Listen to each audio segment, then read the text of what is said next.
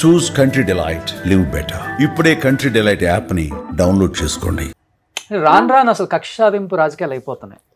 కుటుంబ తగాదులు, బుక్కులు రాసుకోవడం, అసలు ఇన్ని కోట్ల మంది నమ్మి మీకు ఓట్లు వేస్తున్నప్పుడు అసలు కుటుంబం కోసం బుక్కులు రాసుకుంటున్నాము, మీ మీద మేము కక్షలు తీసుకుంటాం, మేము వచ్చిన తర్వాత మీ మీద కక్షలు తీసుకుంటాం, రప్ప కోస్తాం.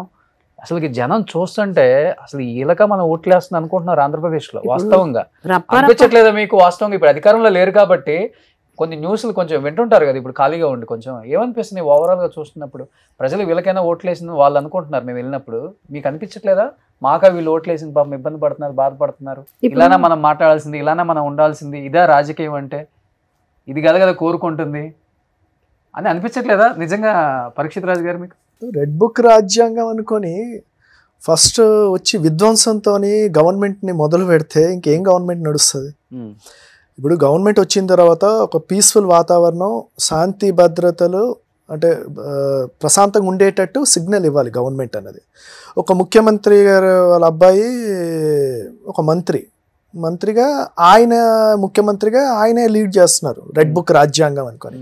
ఇది ప్రజల కోసం తెచ్చిన ప్రభుత్వం కాదు, వాళ్ళ కార్యకర్తలు వాళ్ళ తల ఈగోలు తీర్చుకోవడానికి, వాళ్ళ వ్యక్తిగత కక్షలు తీర్చుకోవడానికి ఈ రాష్ట్రం ఒక వేదికగా వాళ్ళు ఇదొక బ్యాటిల్ గ్రౌండ్గా తయారు చేసుకున్నారు. జగన్మోహన్ రెడ్డి గారు ఏం చెప్తున్నారు?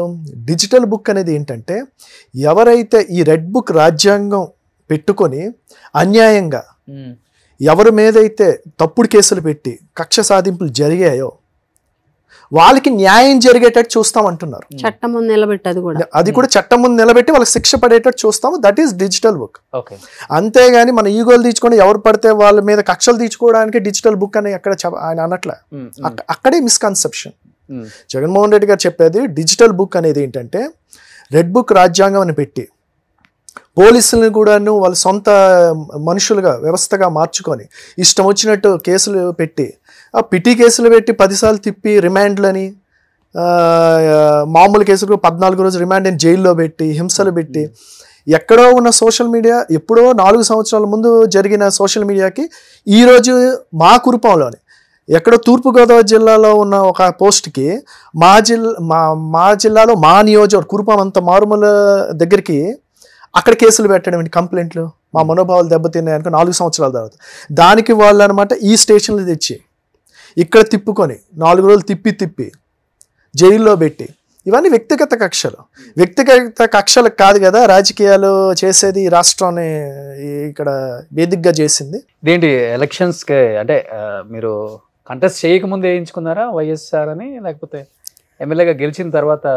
2014 గెలిచిన తర్వాత. అదేంట ఎవరైనా జగన్ గారు పేరు వేయించుకుంటారు, మీరు వాళ్ళ నాన్నగారు పేరు వేయించారు? అసలు ఫస్ట్ రాజశేఖర రెడ్డి గారి అభిమాని. చదువుకునే టైం నుంచి 2004 డిగ్రీ చదువుకునే టైంలో కూడా మాకు హాస్టల్ యుద్ధాలు అయ్యాయి మాకు అటేపు టీంకి. రాజశేఖర రెడ్డి గారి గురించి చదువుకునే టైంలో అంత వీరాభిమాని రాజశేఖర రెడ్డి గారికి. ఆయన చనిపోయినప్పుడు కూడా తిండి మానేయడం, ఏడవడం అవన్నీ జరిగినాయి. ఆయన అంటే చాలా అభిమానం. సో అందుకే టాటూ వేసుకున్నాను నేను 2015-16 ఆ టైంలో. అప్పుడే ఎమ్మెల్యేలని jumping MLAs 23 MLAs 23 members MLAs ఆ టైంలో అందరిని ఇది చేస్తున్నప్పుడు ఎంత చెప్పినా ఇది ఆగేది కాదు, వాళ్ళు వచ్చి ప్రలోభపెట్టడం ఆగేది కాదు. లైఫ్ లాంగ్ కట్టికాలే వరకు వైఎస్ఆర్ ఫ్యామిలీతోటే ఉంటామన్న మెసేజ్ ఇవ్వడం కోసం నేను ఆ రోజు స్టార్ట్ చేయించుకున్నా. సుమన్ టీవీలో మీ పర్సనల్ అండ్ బిజినెస్ ప్రమోషన్స్ కోసం కింది నెంబర్కి కాంటాక్ట్ చేయండి.